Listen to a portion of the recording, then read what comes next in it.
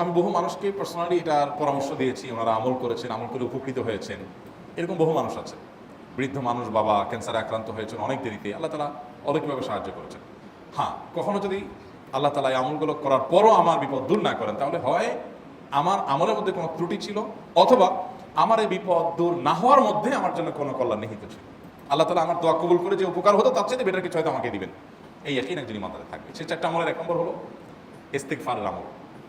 ইস্তেগফার, আপনি ফেসে গেছেন কোনো জায়গায়, কোনো উপায় পাচ্ছেন না, আপনি ইস্তেগফার করতে থাকেন।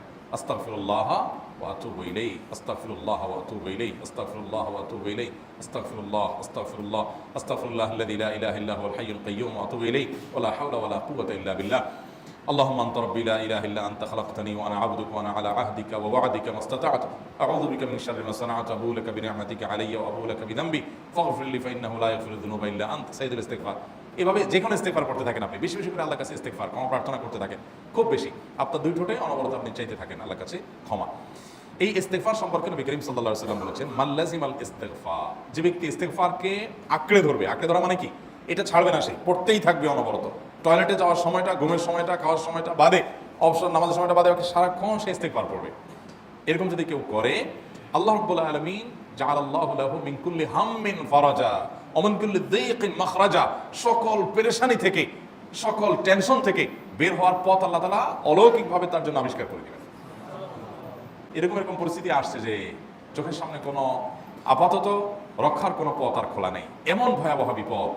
ইস্তেগফার করতে করতে এমনভাবে আল্লাহ তাআলা সাহায্য করেছেন যে এটা কল্পনা করলেও মনে হয় যে স্বপ্নের মতো। কিভাবে এখন এই লোক এই জায়গায় আসলো আমার সাহায্যের জন্য, এরকম এটা আমি এই জায়গায় আসার কথা না, তিগুনি এসে হাজির হয়ে গেলেন এবং উপকারটা, আমার সমাধানটা হয়ে গেল সমস্যা। হাদিসে বলা আছে, গ্যারান্টি দেওয়া আছে, আমার পরীক্ষা করলেই কি না করলেই কি। বিশেষ করে যখন কোনো সমস্যা হবে তখন ইস্তেগফার চলতে থাকবে মুখে অনবরত, ধীরে ধীরে মহব্বতের সাথে নিজেকে, নিজের পাপ অপরাধগুলোর কথা স্মরণ করে আল্লাহর কাছে মাফ চাইতে থাকবে, পেরেশানি দূর হবে ইনশাআল্লাহ। এক নাম্বার 2, দুরূদ। নবী করিম সাল্লাল্লাহু আলাইহি সাল্লামের প্রতি দুরূদ পাঠ করা, এটা যদি আপনি নিয়মিত করতে থাকেন মহব্বতের সাথে, আল্লাহুম্মা সাল্লি আলা মুহাম্মদ ওয়া আলা আলি মুহাম্মদ কামা সাল্লাইতা আলা ইব্রাহিম ওয়া আলা আলি ইব্রাহিম ইন্নাকা হামিদুম মাজিদ, আল্লাহুম্মা বারিক আলা মুহাম্মদ ওয়া আলা আলি মুহাম্মদ কামা বারাকতা আলা ইব্রাহিম ওয়া আলা আলি ইব্রাহিম ইন্নাকা হামিদুম মাজিদ। আপনি একবার ছোট দুরূদ যদি পড়েন, সাল্লাল্লাহু আলাইহি ওয়াসাল্লাম, সাল্লাল্লাহু আলাইহি ওয়াসাল্লাম, আল্লাহুম্মা সাল্লি আলা মুহাম্মদ ওয়া আলা আলি মুহাম্মদ, শুধু এইটুকু পড়েন। জাযাল্লাহু আন্না মুহাম্মাদাম মা হুয়া আহলু, শুধু এইটুকু পড়েন। আপনি এভাবে যেই কোনো দুরূদ নবী করিম সাল্লাল্লাহু আলাইহি ওয়াসাল্লাম প্রতি যদি পড়েন এবং পড়তে থাকেন অনবরত, ইস্তেগফারের পাশাপাশি দুরূদের ক্ষেত্রে নবী করিম সাল্লাল্লাহু আলাইহি ওয়াসাল্লাম বলেছেন যে এইটা তোমার জন্য যথেষ্ট হয়ে যাবে। তুমি যদি আল্লাহর কাছে আর কোনো দোয়া করতে না পারো, শুধু দুরূদটা পড়ো, তোমার সব পেয়ে যাবে, কিচ্ছু লাগবে না। এক সাহাবী বলছেন, রাসূলুল্লাহ, আমার দোয়ার মধ্যে দুরূদ কত পার্সেন্ট রাখবো?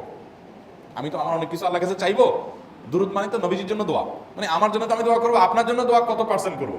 1/3, 1/4, তারপরে হাফ, এবার বিভিন্ন পার্সেন্টেজ বলছিলেন তিনি। নবী করিম সাল্লাল্লাহু আলাইহি ওয়াসাল্লাম বলেছেন যে হ্যাঁ, এর বেশি করতে হলে আরো ভালো, আরো ভালো।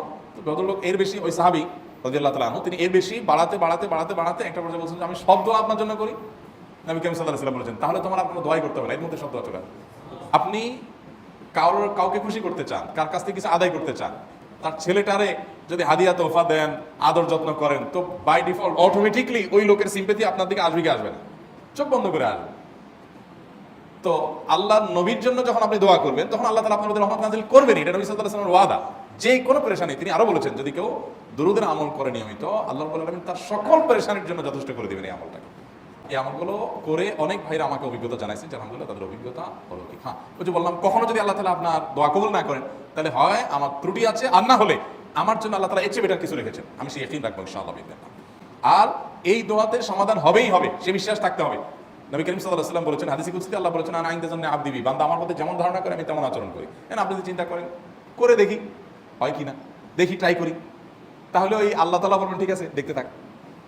আপনি যদি ইয়াকিন করেন যে না, নবী করিম সাল্লাল্লাহু আলাইহি ওয়াসাল্লাম যে বলেছেন, অতএব সেটা হবেই, আর আল্লাহ রাব্বুল আলামিনের কাছে আমি ওইভাবেই চাবো যে আল্লাহ দিবেনই, আমি নিয়েই ছাড়বো, ইনশাআল্লাহ গুলি মিস হতে পারে, আমার দোয়া মিস হবে না।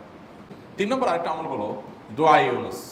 দোয়া ইউনুস, লা ইলাহা ইল্লা আন্ত সুবহানাক ইন্নী কুনতু মিনাজ জালিমিন। বেশি বেশি পড়তে থাকবেন, যখন বিপদে পড়বেন ইস্তেগফার আর দুরূদ পড়বেন সবচেয়ে বেশি, আর মাঝে মধ্যে দোয়া ইউনুস, লা ইলাহা ইল্লা আন্ত সুবহানাকা ইন্নী কুনতু মিনাজ জালিমিন। আল্লাহ সুবহানাহু ওয়া তাআলা কোরআনে কারীমে এই দোয়ার পরে বলেছেন, ওয়া কাযালিকা নুনজিল মুমিনিন। এই দোয়া পাঠ করার মাধ্যমে ইউনুস আলাইহিস সালামকে পৃথিবীর ইতিহাসের সবচেয়ে অলৌকিক ঘটনা, সকল সায়েন্স, সকল আপনার বিজ্ঞানের তত্ত্ব, সবগুলোর বিপরীতে বা সবগুলোকে আপনার ভুল প্রমাণ করে দিয়ে ওই জায়গাটার জন্য আল্লাহ তাআলা ইউনূস আলাইহিসসালামকে মাছের পেটে ঢোকার পর সেখান থেকে আবার জীবিত রেখে বের করেছে। অক্সিজেন অভাবে তো সেখানে এমনি মারা যাওয়ার কথা, আরো নানা কারণে মারা যাওয়ার কথা, তাই না?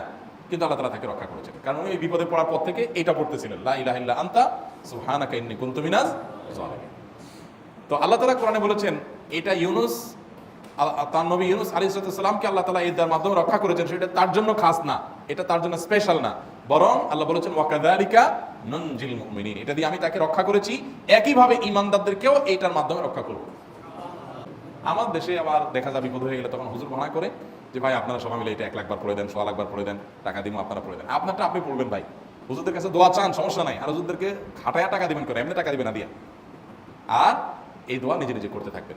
ইউনূস আলাইহিস সালাম ওই সময় কি লোক ঠিক করছিলেন যে ভাই আপনারা সবাই দোয়া ইউনূস পড়েন, আমি গেলাম, আমি মাছের পেটে গেলাম, আপনারা বসেন সবাই দোয়া ইউনূস পড়া দেন, করছেন উনি, ওনারটা উনি করছেন, তো আপনারটা আপনি শুরু করবেন দোয়া ইউনূস না।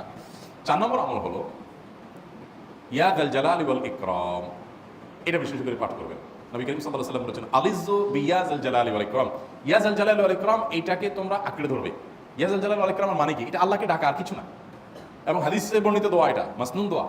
ইয়া যাল জালালি ওয়াল ইকরাম মানে হে মহা ক্ষমতার অধিকারী, প্রতাপশালী এবং সম্মানের মালিক, এটা বলার মানে হলো আল্লাহর কাছে নিবেদন করা, যেহেতু আপনার প্রতাপ আছে, আপনার জালাল আছে, আপনার বড়ত্ব আছে, হে বড়ত্বের অধিকারী এবং হে সম্মানের অধিকারী, আপনার যদি আল্লাহ তাআলা এটা, আপনার যদি এটা আছে, অতএব হে আল্লাহ আপনি আমাকে এটা দান করুন, আপনার সেখান থেকে আমার প্রতি রহম করুন, আপনার সেখান থেকে আমাকে, আপনার বড়ত্ব থেকে আমাকে আপনি হেফাজত করুন, আপনার একরাম থেকে আমাকে আপনি তাদি আপনি আমাকে রহম করুন।